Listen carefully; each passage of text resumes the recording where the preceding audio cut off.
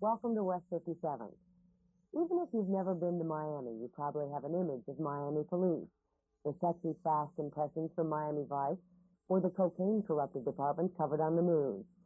Well, this is a story of real Miami cops, workaday detectives who bear little resemblance to the fantasy on Friday night.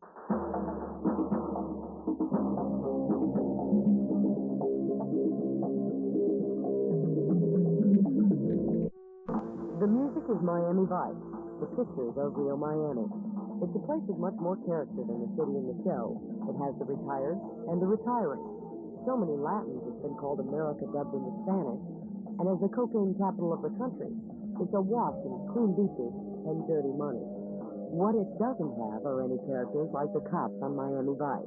Sonny Crockett. My partner, Rico Tubbs. Rico? Who's Rico?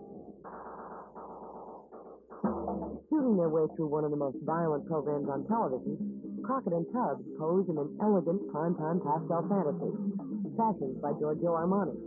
They cruise through streets too clean to be mean, ferreting out evil in a police-issued Ferrari.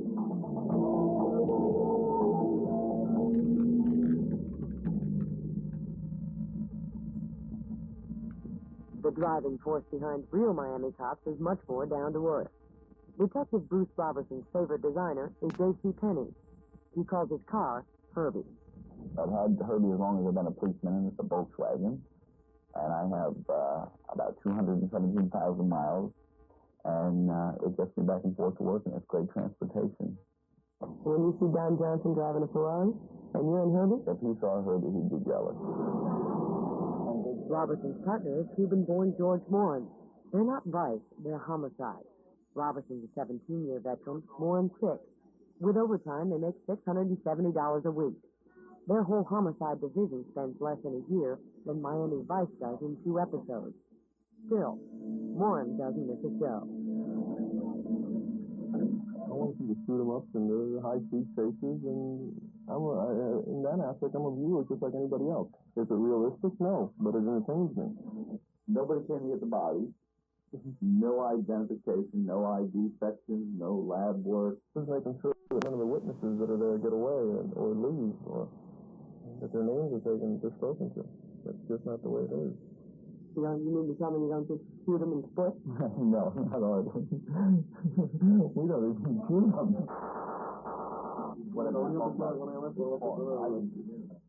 Morin and Robertson have actually used their guns only once each. Their jobs call for a lot less action and a lot more dialogue. They don't run and gun as much as they interview. Blue Volvo? Yeah, maybe a new one. And what Crockett and Tubbs do in an hour of fiction can take days or years, in fact. Yes, ma'am. That show does not show the supplemental reports on homicides. It can be 50, 60 typewritten pages. It doesn't show the waiting around for hours out in front of a courtroom, waiting to testify. The real work. The real work. Joyce, can you read me? This is Robertson. They look into every death that isn't caused by a car accident. This young man died of AIDS at home in his own bed. Still, homicide has to make sure that's all there is to it. An accidental death versus a homicide versus a suicide versus a natural. A lot of these people have insurance policies, and these insurance policies are all affected. Family members are affected. And the cause of death isn't always clear. Before a case is a whodunit, it is first a what is it? It can take Morin and Robertson months to convince the medical examiner that no murder actually happened. Next case. This is what started it. Your memo to Lieutenant Carberry, and solids have a way of flowing downhill, and I came in one day and I got it. Miami has more murders per capita than any other city in the country. The shooting is at 3301 West Flagler, is that correct? The shooting victim this time is a 24-year-old Cuban. He's not dead, but he's as close to it as the bullet is to his heart. And as happens in the majority of Morin and Robertson's cases, the motive appears to be drugs. Somebody's buying, somebody's selling, somebody's shot, and nobody's talking. He hopped into the ambulance to the guy who was shot and appeared to be talking to him. What were you doing to him? My attempt there was to get anything from him, even a nod, a look, anything which might indicate to me at that point who did the murder, what happened, why, anything at all. Apparently the victim was talking on the phone, visiting here where his brother lives, and while he's on the phone, he's shot. The other brother was here, got the drug situation, saying that they might know who drives the van, and they're not acknowledging any kind of a drug type thing. Here's the scene over here. Right there on the scene, they were just saying, all we know is that there were two people suspicious, looking blue van outside. That's all the information we had from them. Often, clues on the shooting scene are missed in the chaos. Witnesses and evidence disappear quickly. Keep them over there. We got the blood path over here. Morn and Robinson are on this scene before it's played itself out. The victim's wife has been circling the block, apparently waiting for her husband to complete a drug deal. When he fails to signal her, she shows up. Can we just try to keep her?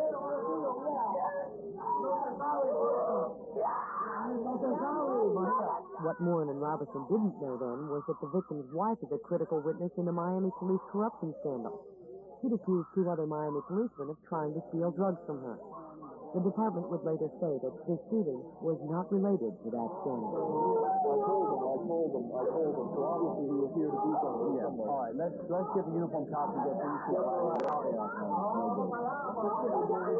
I'm not taking her. No, she was in the car. The wife of the guy shot was in the car.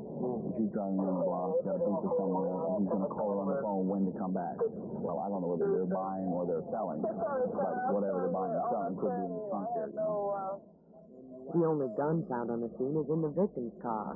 George, write the serial number down. Huh? Let me give you the serial number. You gotta take the grips off. It's Smith & Wesson. It's not inside the barrel? I don't think so, dude. Did anybody have to say they heard a scene? Yeah, two shots. I'm coming. 2 hours after Moore and Robertson are on the case, it changes from a shooting to a homicide. Gunshot wound to Mr. Roscoe. Can I get the time on that, please? Fired at 11:28. Where's Bruce and George?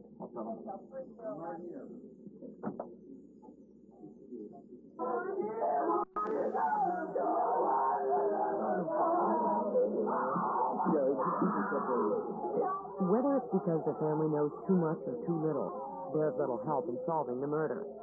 But since the widow is an important witness in the Miami police scandal, the 100th homicide of 1985 becomes a politically hot one. Sometimes people that we deal with feel that we have superpowers, and they expect us to have all the answers. Most of the time on TV, they solve the crime. But I'd like to be like the talking TV. I'd like to be able to solve all the murders. But it just doesn't work that way. It seems that one place where fashion fantasies come together, sort of. A theme that runs through Miami Vice is Cook of Cops. Is it tough to stay clean in a city where the Coke dealers pay a lot more than the department ever will? Not for me. I could never even think of letting down my family, friends, myself, or this police department. That holds up to you even when you're taking a lot of greenbacks? It sure does. Bruce? There's no temptation for me at all. Even if you end up driving home the rest of your life? I'll drive Herbie the rest of my life.